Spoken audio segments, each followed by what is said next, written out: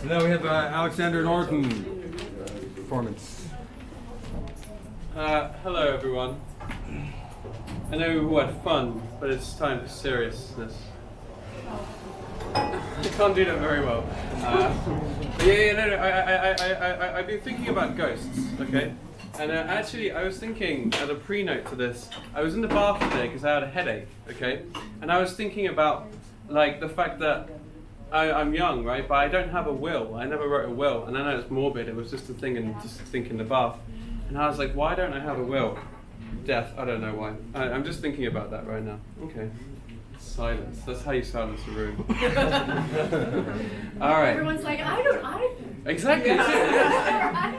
Who's going to get that stuffed animal that you had as a child? I mean, that's what I'm thinking about. Poor Teddy.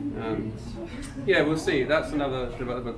Okay, so I've been thinking about alternative realities. Do we all believe in these? Yes. Yes. It's good. We've got some believers in here. It's good. Okay. Alright.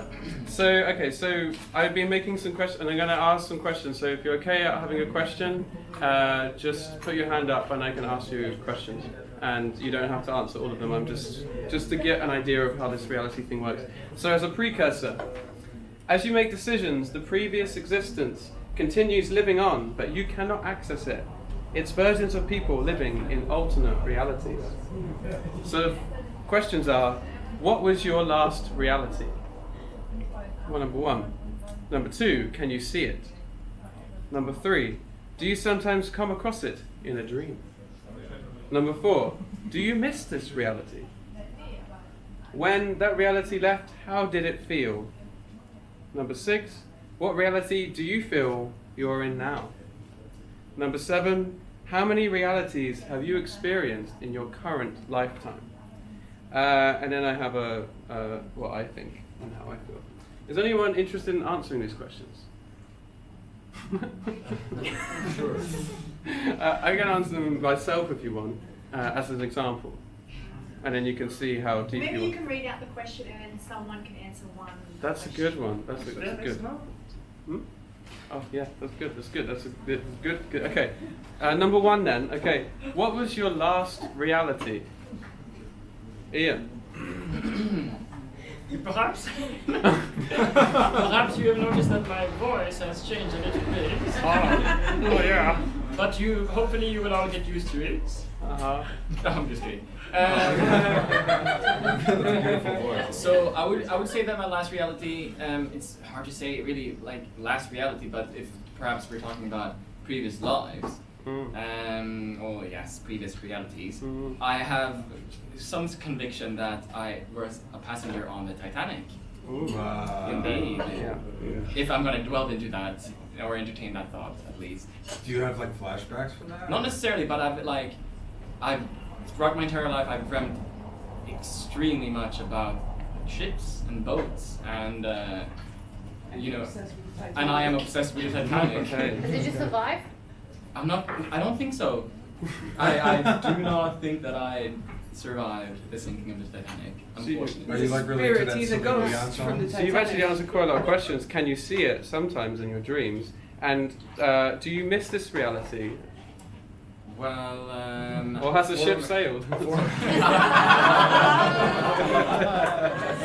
Well, for my birthday, I actually, me and my flatmate, we made some dishes which they served Oh. during the last night of the Titanic. Ooh. In first class, believe it or not, and it was very nice, and I felt, certain things came back to me, and I felt very good. In the words of Celine Dion, it's all coming back to you. Indeed. That's good. So we've answered many questions there.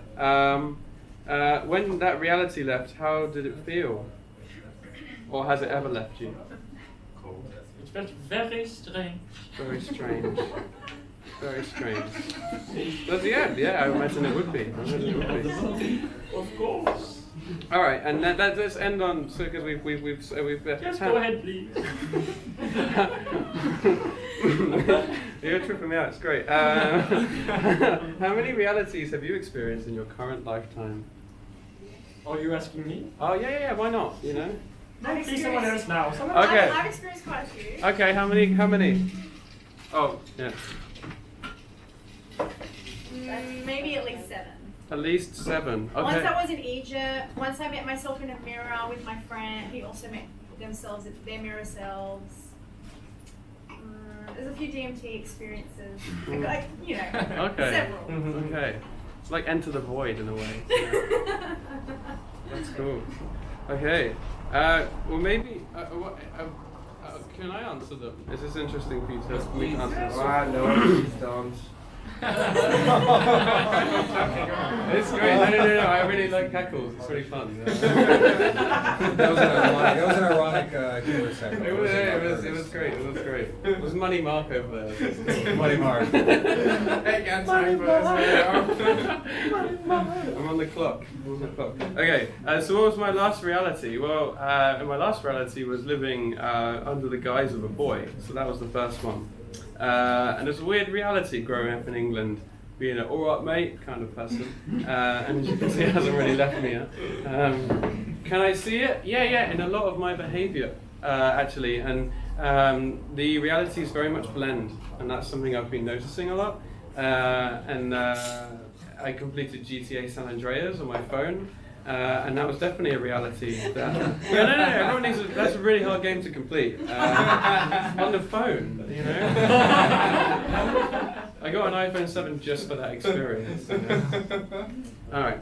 I come across it not so much in a dream, but I sometimes feel like I'm drifting between these two, and there are some elements. Do I miss this reality? Sometimes. But no, ultimately. Because I took those experiences from that reality into my new reality. And in some sense, that's what transitioning basically kind of is. You take the bits of actually that who you're made of, and you don't fill them with makeup and stuff. You fill them with football, daily news, as I've found, at least my experience. All right. And when that reality left, how did it feel to me? I was very relieved. I looked at manhood. We all looked at manhood. That was a play because I guess a lot of people have seen a penis in this room. Okay, that one drops sometimes. Yeah. I looked at manhood, my own manhood, whatever you want to call it, and then I said, no, I'm okay actually. I'll stop being a boy and I'll transition into this next field. That's also interesting. And now I feel like I'm in this reality. So in some senses, my whole teenage years were a bad dream. And I would say I've experienced 3 so far, and I'm anticipating the 4th when I turn like 70, because I think that's a whole different reality when you're 70. It's good. All right. Okay, now I'm going to read something about realities, and then we're going to bring on some other people. Okay, so these realities exist, stilled in a memory, and I have always felt that no one is truly gone unless they are never thought about again, which would actually require all of the people who love them, /know them, /teach about them, they would also be gone too. So by that theory, someone in a history book is essentially always going to live forever. Shameless plug, How Long is Forever is back on September 2nd. Yeah, okay. Sorry, I'm a bit rusty.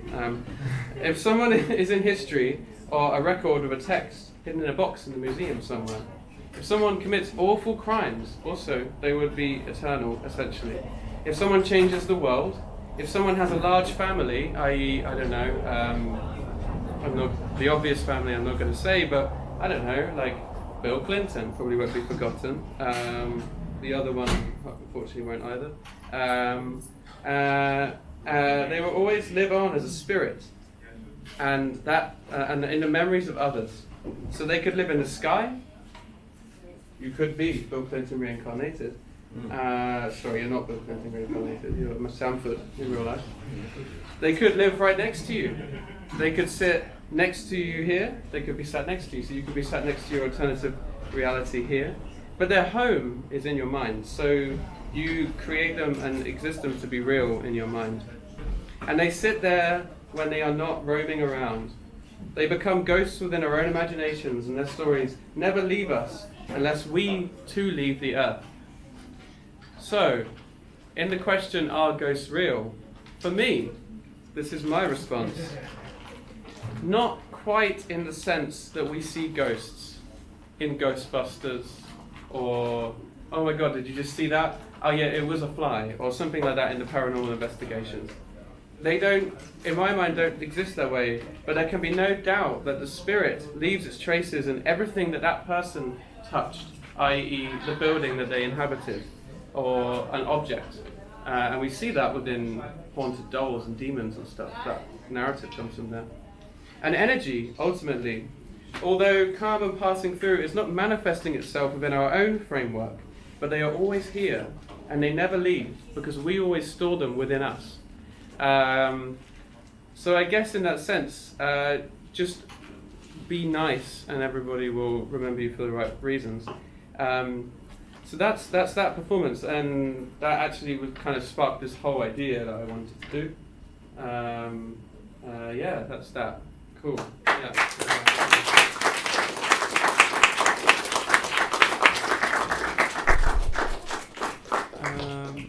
So now we have Dana Gross. Yeah. So